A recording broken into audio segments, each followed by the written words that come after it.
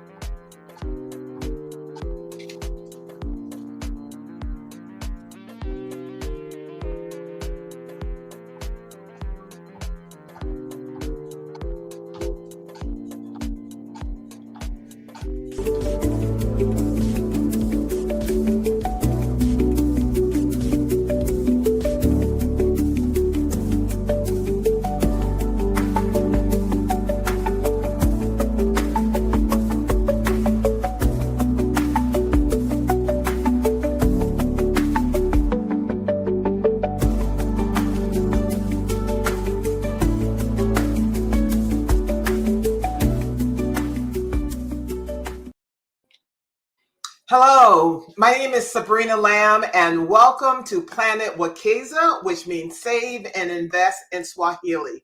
The mission in Planet Wakeza and Wakeza.com is to provide multilingual financial education and global access to investing in U.S. publicly traded companies.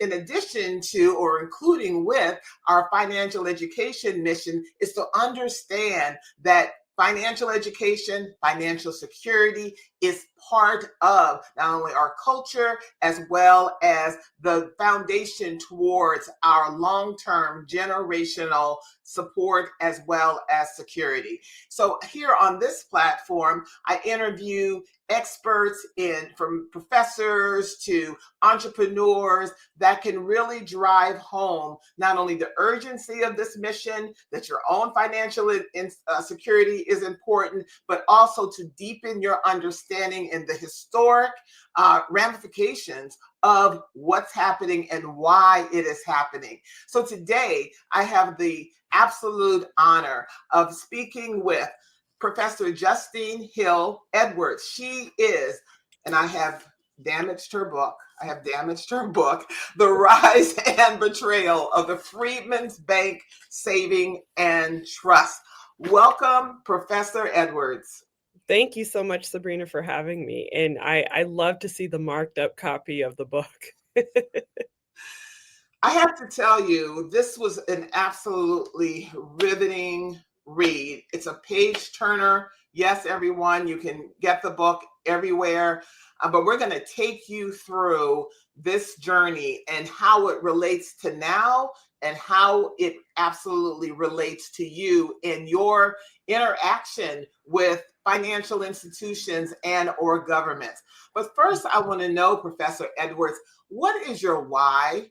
Why did you spend countless hours in detailed research to create this miracle of research? No, thank you for that. Well, I think my motivations for writing this book came from a few places. One is kind of my hat and my identity as a historian. As I was going through graduate school, doing training in African American history and training to be a historian of slavery, part of that training, of course, is learning about the history of the Civil War and the history of Reconstruction. And I had read a little bit about the Freedman's Bank, but not much. And so when I was finishing my PhD in 2015 and in 2016, kind of starting to think about turning the work that I was doing into my first book and thinking about what I may want to do for my second book, this is around the time when the Treasury Department approved of erecting a plaque on the facade of the Treasury Annex. And so that plaque kind of briefly details the history of the Freedman's Bank. And so kind of going back and thinking about the Freedman's Bank, I started to do as many scholars do. They kind of go and look at what other scholars and historians have written about the particular topic. And I was surprised that in 2016, there were only two other books about the Freedman's Bank, one published in 1976 and the other one published in 1924. And there were a handful of scholarly journal articles, but I was surprised at the fact that there wasn't more work done on the Freedman's Bank. And so that was one part.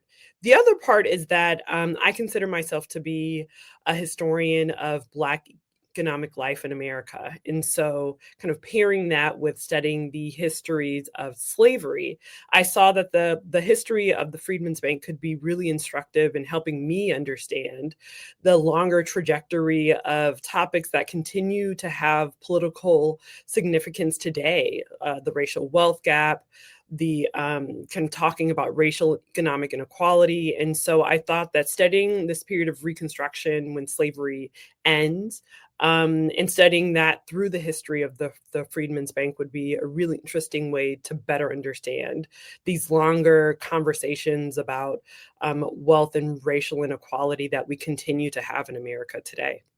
Right. So let's have another person or spirit join this conversation. Sure. Think about the Black people, the newly freed Black people who sat through presentations by different people, historical figures, and we'll talk about who they are, and asked very, very astute questions in terms, how safe will our money be? He was referred to as an old man. Let's call him John. Sure. Mr. John. Let's have him here, because the spirits of our ancestors still live with us today. And there's a lot of repetition, or the continuing narratives that happened during this time in the 1800s, everyone, that still continue today. So someone is continuing the story, and I want to lift them up. So the Black people are newly freed, okay? And so then they're trying to navigate, what does this freedom mean, and how they can have some security, some access, not politically, but also access to land.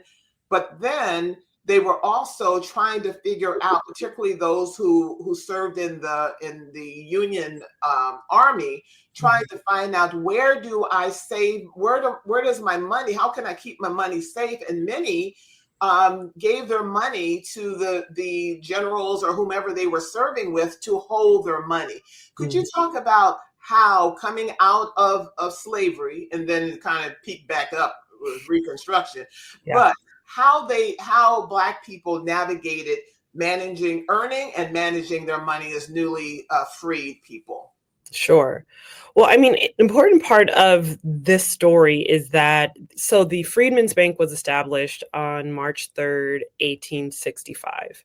And part of this kind of longer story of the history of the Freedmen's Bank and the African-American depositors was that the Freedmen's Bank was kind of evolved out of the establishment of 3 military savings banks for Black soldiers in 1864.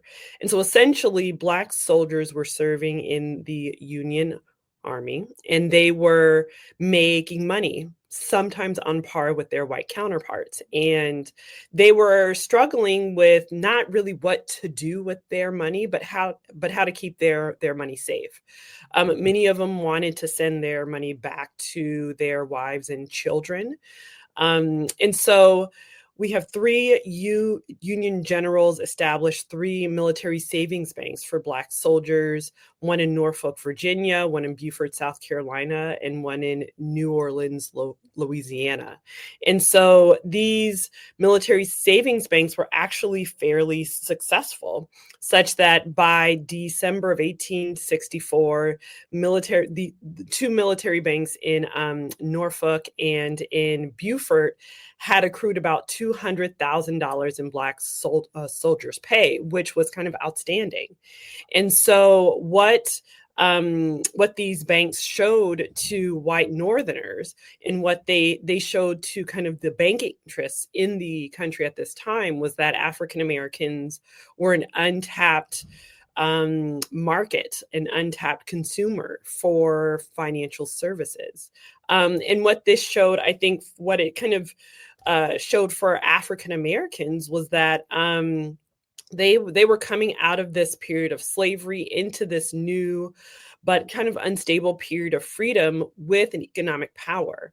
But this was not surprising to them. And this is what I talk about in my first book on free markets, where I look at the economic and financial activities of the enslaved in South Carolina. And what I show there is that African Americans, especially those who were enslaved, had been developing ideas of money, of finance for generations. They were trading among themselves. They were selling goods to their enslavers and other poor whites.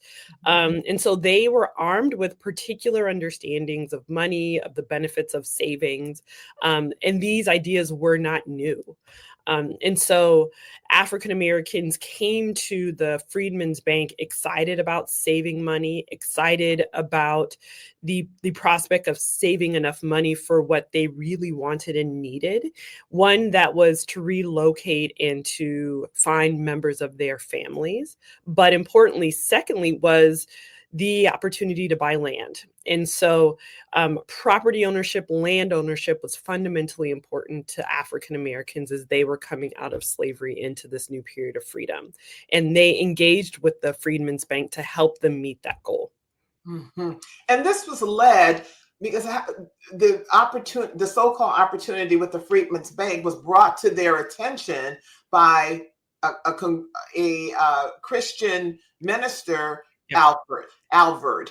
Would you talk about his role in the raising awareness, the advocacy regarding the bank for the formerly enslaved to deposit their monies into this new institution that was just for them?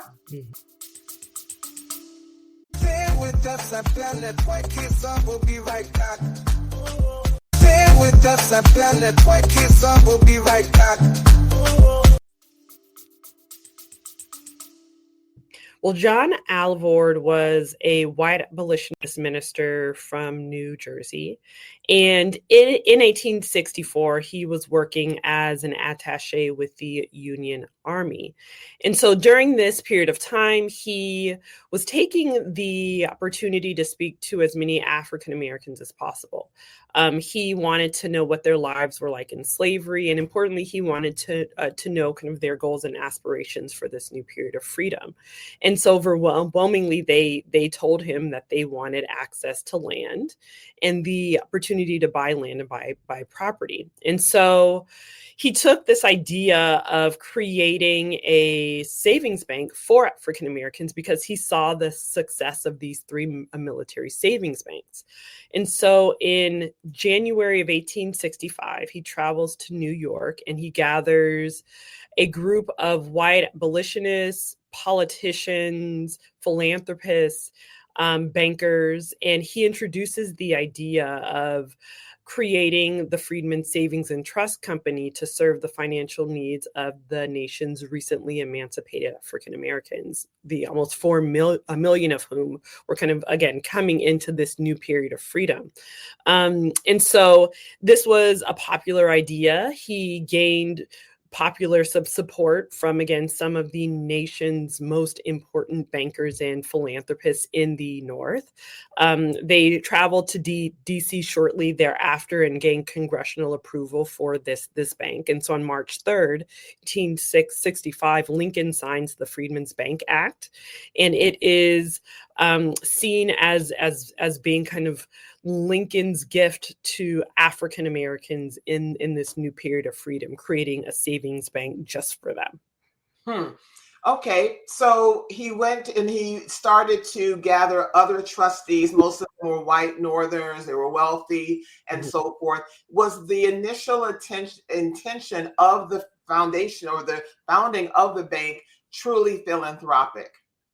Yeah, I mean, it was established as a benevolent financial institution. And the Freedmen's Bank was not the first bank created under this idea. The 19th century saw the establishment of savings banks created by white philanthropists, especially in cities like Philadelphia and New York and Boston, to help the poor members of those cities kind of save money to help themselves get out of poverty.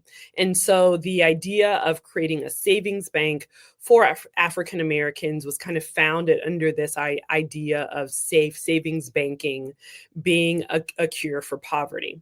The Freedmen's Bank, though, was established as a simple savings bank. It was established to only receive deposits of former slaves, to invest a third of those deposits in government securities, and so a very kind of low risk financial product. And the Freedmen's Bank was supposed to operate with the least amount of risk possible, again, to protect the financial interests of African Americans. And so the fact that the Freedmen's Bank was so popular and grew relatively quickly, especially in its first 5 years, was a testament to those benevolent foundations, but also to the economic power of African Americans as, again, they were coming out of slavery, such that in the first 3 years by 1868, African Americans had put about $3.5 million into their bank accounts, which is, again, staggering.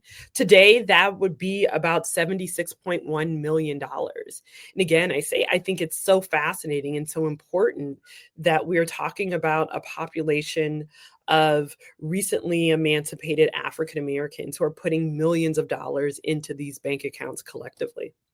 If you could also share the financial behaviors of African Americans during that time in the 1800s vis-a-vis their bank accounts.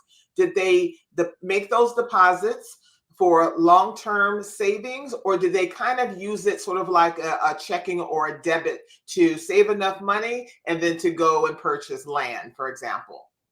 Sabrina, that's such an important topic and question because that fundamentally was a misalignment between African Americans and the bank's white administrators. Mm-hmm. African Americans were using the Freedman's Bank and putting money in their bank accounts to keep their money safe for a short period of time, because what they really wanted to do was save enough money, withdraw that money, and buy land, buy machinery, buy livestock. That's really what they wanted the bank to help them do, simply to save money for a short period of time. The bank's white administrators wanted African Americans to put their money in the bank and essentially keep it there to allow for the bank's investment in securities to pay off. And so essentially there became clear that there was a misalignment between what the bank's white administrators wanted African Americans to do with their money, which was leave it in the bank, versus what African Americans wanted to do, which was to make money, to earn money, to put money in their bank accounts and then withdraw it when they had enough to buy land. And so that was a very early kind of reflection of the ways in which the African American depositors and white bank administrators were really misaligned in terms of their goals. And the other misalignment was the paternalism that you talk about, because in the 1800s, Black people were demanding to have can we have Black cashiers in the bank, in the branches? Why can't we work here? Or why can't we be a treasurer here? Could you share what you deemed as a paternalistic approach to the Black depositors and their accounts and the bank? Well, African Americans were really not involved in the bank's administration, both kind of in the board of trustees or kind of running individual bank branches. And that became a problem. The first Black trustees didn't join the board until 1867, and they weren't really as involved in the bank's kind of administration or operation. And increasingly, African Americans wanted to see Black cashiers, Black bank managers in their branches. And there was kind of pushback from white bank administrators saying that, like, I'm not sure if we can really trust African Americans to run these bank branches. And so that was also a misalignment. There subsequently became more branch cashiers after the 1870s. Specifically, one of the more prominent Black cashiers was in New Orleans, and he was a biracial Black man named C.S. Salvenet. And so he was one of the more prominent of the Black cashiers. But there have been kind of conversations among scholars calling the Freedman's Bank a Black bank. And this is kind of one of the reasons why I don't believe that it was, because first and foremost, a majority of the bank's berators and administrators and managers were white. Charlie McKinney asked, did the philanthropists and abolitionists really want financial freedom for Black people? But they wanted the Black folks, though. They wanted their money. Okay. Well, I think it's a good question, right? And the idea of the Freedmen's Bank as being a philanthropic venture, I think, was really important. I think the reality was that the majority of the bank's administrators, the bank's wide administrators, were involved in the bank's management because they liked the idea of being involved in it, not because they were necessarily really supportive of the bank kind of growing and expanding and ultimately benefiting African Americans. And that was part of the bank's fundamental problem. Because the bank's administrators, even members of Congress, I don't think took seriously enough the fact that African Americans were really enthusiastic about patronizing this bank, about putting their hard-earned savings into their bank accounts. They took their investment and their involvement in the bank incredibly seriously, and I don't think that the bank's wide administrators took their involvement as seriously as African Americans did. As well as you write in research in the book, Congress didn't even take their oversight seriously. Yeah. And there's a couple of words that are really important I want everyone to hang on that Professor and Dr. Edwards shared. She talked about the role of the bank, the Freedmen's Bank was a savings bank. And we're going to pivot on that. But also where the oversight was not, there was no regulatory oversight that is kind of common here, but sometimes there's some missteps. But if you could address that, please. Sure. Well, we are kind of operating in a period of time when the first financial regulator was created. And so the Office of the Comptroller of the Currency was established in February of 1863. And the comptroller was made responsible for kind of regulating national banks and kind of forcing the transition of state banks to a national banking framework and kind of solidifying the use of one currency. Prior to this, banks could issue their own currencies, which was kind of like a crazy renegade period in American history in terms of American finance. And so the comptroller was supposed to be made responsible for regulating the Freedmen's Bank. However, when Congress approved of creating the bank and when Lincoln signed the bank into existence, the Freedmen's Bank was not under the jurisdiction of the comptroller. Instead, the Congress was supposed to regulate and therefore examine the bank. And I think that was a really important distinction. And it kind of goes back to my previous comment in that I don't think that members of Congress were really taking seriously the fact that, one, the bank would grow so quickly, and that, two, African Americans would put so much money in their bank accounts. I think if they had taken African American participation in the Freedmen's Bank as seriously as they should have, then they would have shifted regulation and examination to the comptroller sooner than they did. And according to the bank's charter, and everyone, this is so important, the foundation of this institution and any institution. According to the bank's charter, there were not to be any loans of depositors' money, particularly by the trustees. Yes, exactly. I will answer a question. The FDIC was not yet created. And so the fact that the Office of the Comptroller of the Currency was really the first and the major regulator here was important. But yes, I mean, it is fascinating that we are talking about a period too where banking is still in this renegade period. There's not a lot of regulation. In many ways, corruption was seen as kind of a part of doing business in this period. And so the Freedmen's Bank was kind of open to plunder because of the sheer structure of banking in this period. But according to the bank's original charter, the bank was not supposed to make loans because, of course, it was a savings bank, and loan making was seen as being incredibly risky, which it was. And so that's why when the Freedmen's Bank charter was established, no lending was supposed to happen under the regulations outlined by Congress and signed by Lincoln. However, because they had lobbied Congress and these were their friends and so forth, that may have been another reason. But they were going all across the country. Well, I don't know about all across the country, but in the North and the South, and then ads for the Freedmen's Bank would appear in Black newspapers. For example, the Freedman Saving Bank, come one, come all, and deposit your money in one among the best institutions in the United States, and thereby save your money and get the interest. So wrote the colored Tennessean, Yes. May 24th, 1866. Yeah, I mean, the bank's marketing strategy was direct and it was aggressive. The bank's administrators were advertising in some of the most prominent Black newspapers in the South and in the North and Mid-Atlantic.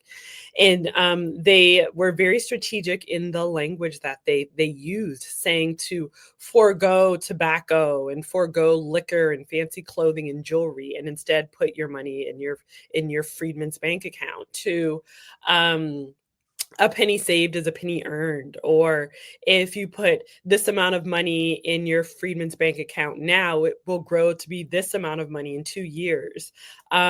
This was one of the best institutions that Lincoln supported in the aftermath of the war, that to be fully participating citizens in this American republic, you will embrace the responsibility of banking and saving. And so connecting participation in the Freedmen's Bank to citizenship, especially in this new period of freedom, was incredibly important for the bank's administrators. And increasingly, it was incredibly convincing to African Americans who began to really absorb these messages. And even men like Frederick Douglass were publicly supportive of the bank for this reason, because he believed that if African Americans could show their fiscal responsibility, that white Americans would be more accepting of their inclusion in the body politic, which was a message that ultimately did not yield the type of results that he hoped, unfortunately. And unfortunately, his support may have been less so if he knew what was happening, how fragile the finances were behind the scenes. Okay, so the Union, the Civil War has kind of ended, and then this whole issue, and throughout generations, Black families talk about, the 40 acres and a mule. Yeah. Would you please address this? Because it's my view that there was a kind of a promise, but it was for the formerly enslaved people in about 3 states. Georgia, South Carolina, and maybe one another, but it was an order that was issued. And then what happened to that order to give those formerly enslaved land? So we can put this 40 acres and a mule promise with just some more transparency, I think. Sure. Well, it is called Special Field Order number 15, and it was signed into law by Union General William T. Sherman. And it was created to provide land to the formerly enslaved between South Carolina and northern Florida. And so this order was supposed to provide 400,000 acres of prime coastal land to the formerly enslaved for a few reasons. One, to kind of help them begin this new period of freedom with land. 2, to encourage former Confederates to defect, because Sherman was giving this land that was formerly owned by Confederates to the formerly enslaved. And 3, importantly, Sherman was not doing this out of some moral compulsion, right? He was actually very violent towards communities of African Americans. When he would kind of go through these communities in the Confederate South, there would be thousands of African Americans formerly enslaved who would follow him and his army. And he did not like that. And so he was trying to separate them, to segregate them from white soldiers as they were kind of marching through the South on their military campaign. And so Special Field Order number 15 was to kind of separate African Americans from whites in the South at this point.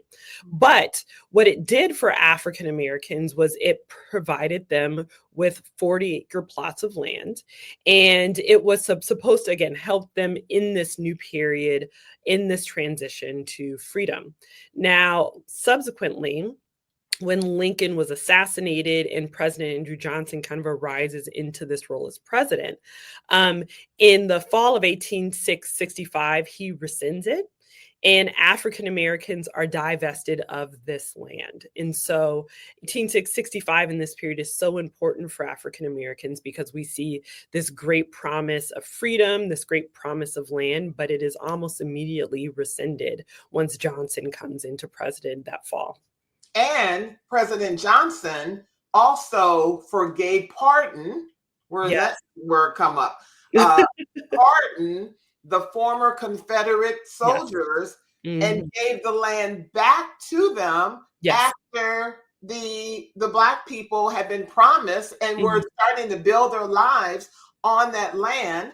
And was it Alfred or who visited Ediston Island and met with the community of Black people? We're talking 1800s, everyone. I believe it was Saxton, who was at this point the Secretary of War. To explain that's not going to happen. Yes. And so he goes to South Carolina and he meets with communities of African Americans. And he is given the responsibility of telling them that they no longer have legal claims to this land. And I even think he realized what a challenging responsibility he had, right? Because he had kind of witnessed African Americans building communities on this land. And so he's kind of forced to give out this horrible news. And of course, African Americans are upset. They're angry because we might even say that the land was an initial form of reparations for generations of violence, of forced labor, of family separation. And so this period is, again, a period of great promise, but great tragedy because African Americans are experiencing this new period of freedom, but really not having the direct support of the federal government in making their claims to freedom in these very tangible ways, which is land.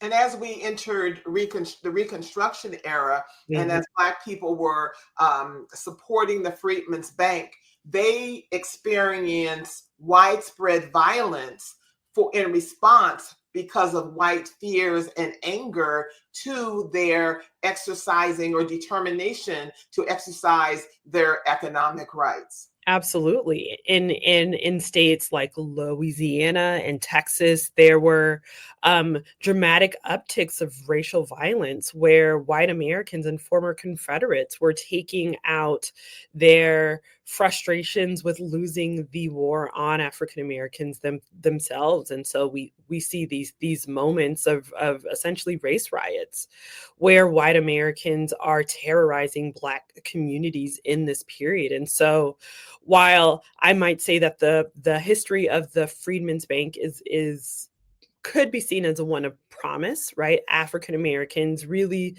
displaying and demonstrating their economic fitness for freedom.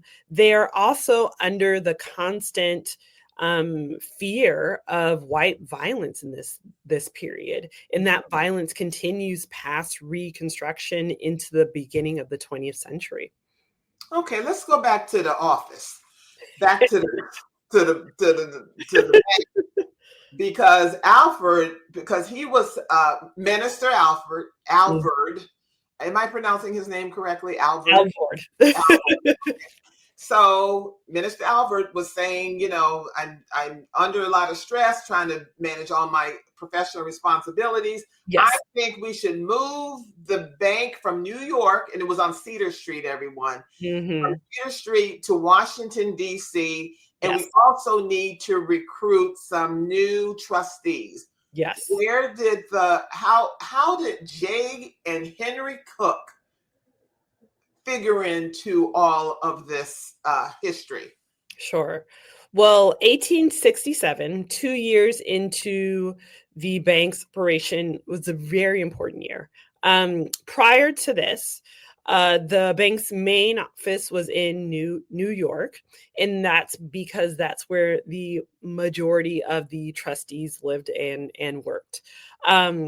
But Alvord, who again was the bank's founder, at this point, I think he's the second vice president of the bank. He introduces the idea of moving the Freedman's Bank main office from New York to DC.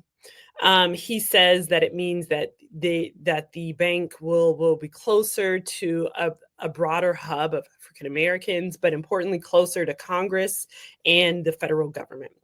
And so he gets approval for this, but around the same time, it's really in the spring of 1867 when this happens.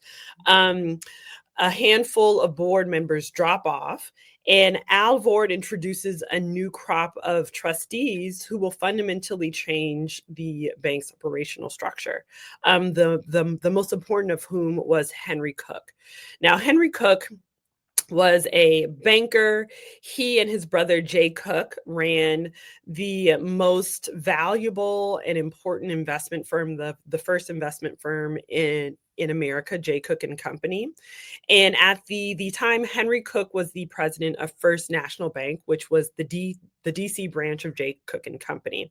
Now, Henry Cook was incredibly well connected. He and his brother were. They were close personal friends with Lincoln because during the war, they together had raised about $1 billion for the war effort. And at this time, they became incredibly wealthy. They were also close personal friends with Treasury Secretary and Chief Justice of the Supreme Court, Salmon P. Chase. They were also friends with Grant, who would become president in 1870.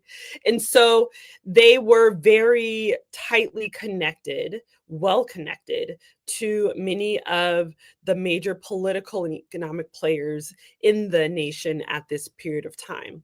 And so when he joins the Board of Trustees in the spring of 1867, he brings a cohort of men with him who support his financial and political goals. The most important of which was to begin to lobby members of Congress to change the bank's charter. So again, the bank is a savings bank. It's not supposed to make loans. Henry Cook believes that he and his business partners could potentially benefit financially if the bank started to make loans, because he saw millions of dollars of African Americans' money just sitting in bank accounts. Interestingly enough, it is around the same time that the bank makes its first illegal loan. And so on April 19th, 1867, a man named D.L. Eaton takes a loan for $1,000. Cook's friend. Cook's yes, friend. Cook's friend. Who became the he was a member of the Board of Trustees brought in by Cook. Yes. Okay. And yeah, so he was recruited, so to speak, by Cook, because as you write in the book, because Cook thought, or may have thought, well, he's not going to challenge anything. Exactly. Right. And he could potentially benefit from being in this position. And did. And so Eaton takes the first loan, $1,000. It's an illegal loan. He pays it back. But importantly, 2 weeks later, he signs on to be the bank's actuary, which is the person who is supposed to evaluate the risk profile of the bank's investment portfolio. And so I say that it is only 2 years into the bank's operation that corruption really starts to seep in. And from there, the bank makes almost $100,000 in illegal loans between 1867 and when Congress actually approves of amending the bank's charter in May of 1870. And importantly, Henry Cook is the chairman of the Finance Committee, which was the committee on the Board of Trustees responsible for maintaining the bank's investments. And so it is in this period, only 2 years after the bank begins operation, that the bank makes a legal loan, shifts its main office, brings on trustees who are really interested in kind of chipping away at the bank's benevolent and philanthropic foundations. And that's exactly what happens. And according to your detailed research in the book, they knew, most people close to that knew the fragile financial position that the bank was in at that time. But the bank trustees, led by Cook, thought it would be a great idea to buy land in Washington, to build a new cathedral gold, trim building in Washington. In fact, the New York Times wrote at that time in the 1800s, please tell us what year that was, said, this is a crazy idea. Yes. I'm paraphrasing, okay? Yes. I believe it was in 1869 or 1870. Yeah. The bank's board of trustees buys a fabulous new building. It was adjacent to the White House and Treasury, which was important. And so it was prime real estate. And they spend $260,000 on the renovations. They spare no expense. There's beautiful furniture. They use black walnut and marble. Frederick Douglass writes that he is astounded at how opulent the building was. But what it meant was that the bank's white trustees were prioritizing what the bank looked like, while the bank's black depositors really didn't care about what the bank's main office looked like. They wanted to make sure that their money was safe. And so, again, we see the bank's white administrators really start to not chip away by this point, but hammer away at the bank's philanthropic foundations. That's right. And then they continued to make those kind of so-called loans. The trustees would loan their friends, like, oh, Bob, I don't know if there was a Bob during that time. Bob, do you need a loan? Robert, okay. Robert, do you need a loan? And they would give these loans, but the black depositors with their own money face far more denials or reviews, than the white loan applicants. Yes, I mean it got to a point where African Americans were really questioning why they couldn't get loans, and they knew that the DC branch was giving out millions of dollars in loans to white borrowers who had personal or professional ties and connections to the bank's white members of the board of trustees. And so we are talking about Henry Cook taking out at least $500,000 in loans from the bank. We're talking about the bank's architect getting loans from the bank. Interestingly, though, Howard University got about $125,000 in loans negotiated by Howard's founder, General O.O. Howard. Howard and Alvord had become very close in 1865 and 1866 because they worked together at the Freedmen's Bureau. And so it is kind of fascinating, the kind of network of businessmen, of politicians who were getting loans from the bank, while a very, very small percentage of that loan volume went to African Americans. And we're talking about mostly Black churches and institutions in and around DC. But I mean, in the grand scheme of things, we find out that by 1874, when the bank collapses, about 95% of the loan volume went to whites in and around DC, which meant that only about 5% went to African Americans, and those were essentially a handful of Black churches. Looks like you have a former student missing your classes these days. I wonder who this is. Are these monetary values you're citing adjusted for today's inflation? She does. Yes, that is in the book. And so one of the figures that I cite quite regularly is that by 1874, African Americans had put about $57 million in the bank. Adjusted for inflation today, that would be about $1.5 billion. Mhm. Did the bank grow too fast at its heyday? How many states or cities was it located in, and did it grow too fast? Yes, I think it did grow too fast for a variety of reasons.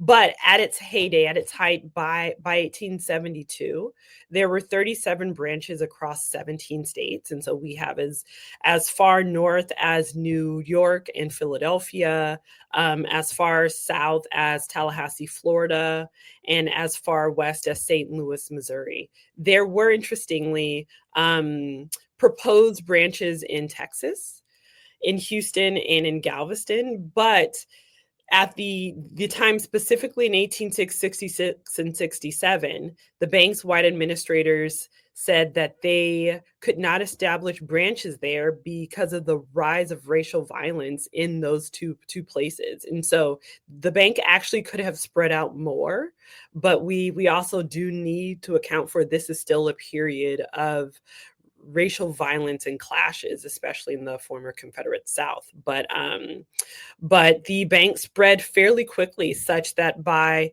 March of 1866, there were about 19 branches, which was kind of astounding, right? And the problem was that the bank's administrators were not being judicious about how they were spending depositors' money. Instead of renting bank branch buildings, they were buying buildings outright. Right. They were not necessarily training the bank's cashiers. Um, Or and paying the cashiers. Yes, and so there were kind of back and forth between how much cashiers would be paid based on kind of where the branches were. And so the bank spread very quickly. And so while African Americans were continuing to put lots of millions of dollars in the bank, the bank's administrators were not being as judicious as they should have been.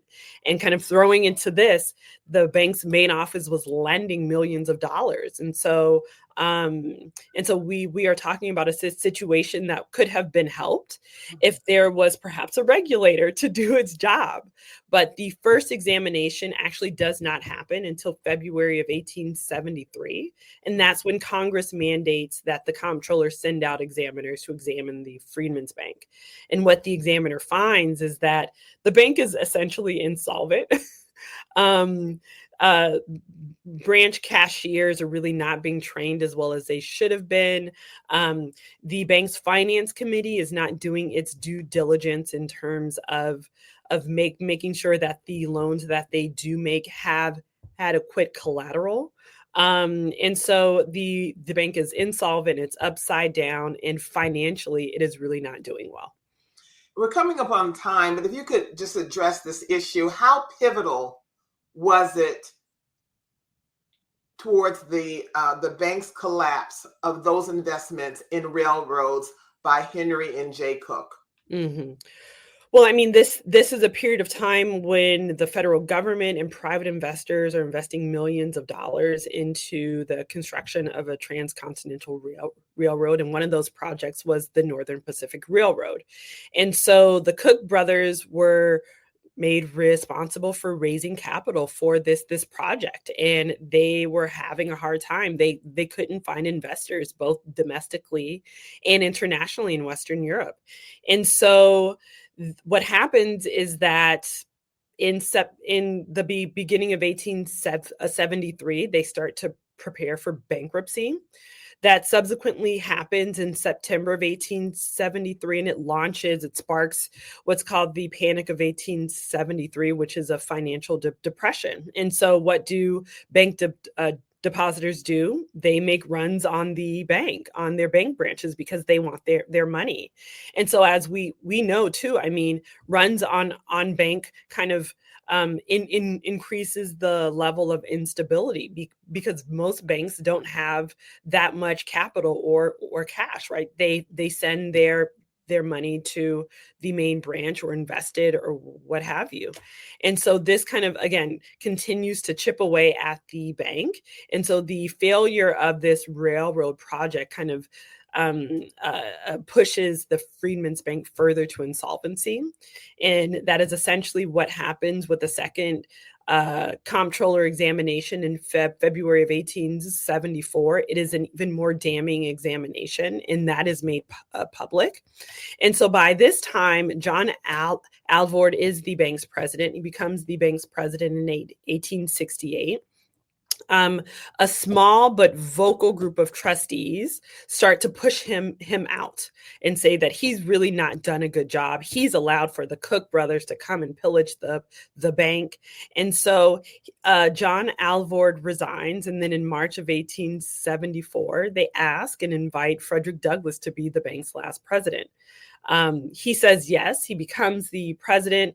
He looks at the bank's finances and realizes that they're upside down and that the bank is completely insolvent. And he is entering this position to essentially be the president of the Freedmen's Bank when it fails. And that's exactly what happens on July 2nd, 1874. So in order to find out were the Black depositors, of course, they got their money back. And what happened to? Well, no, you can't answer. You can't answer Professor Cook. All right, Professor Cook, Professor Edwards. And of course, Henry and Jay Cook. They all went to prison, or did they? What happened, and why was Frederick Douglass brought in, and what was his response to it? But I do want you to. They have to read the book. Yes. Okay. You're gonna have to read the book. Yours looks prettier than mine. So, the final question here on Planet Wackaza, and thank you for being here, Professor Dr. Justene Hill Edwards. How does this issue, this emotion regarding trust, permeate our community from the time we've set on the shores of North America? Mm-hmm. How and why does it continue to permeate as it relates to our feeling towards government institutions and financial institutions, and what can we do today because financial, you have to keep your money safe. We do have the FDIC now. Yeah. How should Black America and Black people throughout the African diaspora feel about engaging and trusting financial institutions? Sure. Well, I think that I think we have to understand that we have to be proper stewards of our money, but that's not new. It's not like African Americans and people of African descent need to be told that. We know that. And so I often think that much of the conversations about financial inclusion and the racial wealth gap put a disproportionate amount of responsibility on Black communities without taking into consideration the historical and generational injustices that the financial services industry has waged on Black communities. And it is an inherited and generational trauma that I think we are not talking about quite enough. I think that, yes, financial literacy is incredibly important, but I think one of the lessons of the Freedmen's Bank was that African Americans were doing everything that they were supposed to do. The recently emancipated were doing everything that they were supposed to do. They were working, they were earning wages, they were saving, they were buying property, they were trying to protect their property and their families, and they still were not protected. And so this is why there is a disproportionate lack of trust in traditional financial institutions. I think that the work that you are doing is so instrumental in kind of teaching our community, both here and internationally, that we have this economic power, and this is what we need to do with it. We need to be proper stewards of our own financial future, and so I think that understanding where that distrust comes from and really appreciating it too, right? Like African Americans, people of color, people of African descent, perhaps disproportionately don't trust traditional finance and traditional banks for specific reasons. And to, I think, appreciate that is incredibly important, but still figuring out ways to build up our own communities financially is incredibly important. Thank you. How can everyone reach you? Where can everyone purchase the book? You can purchase Savings and Trust at your local booksellers or online. And you can find me at JusteneHillEdwards.com. Professor and Dr. Justene Hill Edwards, author of The Rise and Betrayal of the Freedman's Bank Savings and Trust. Thank you so much for joining me here on Planet Wakeza. Thank you for having me, Sabrina.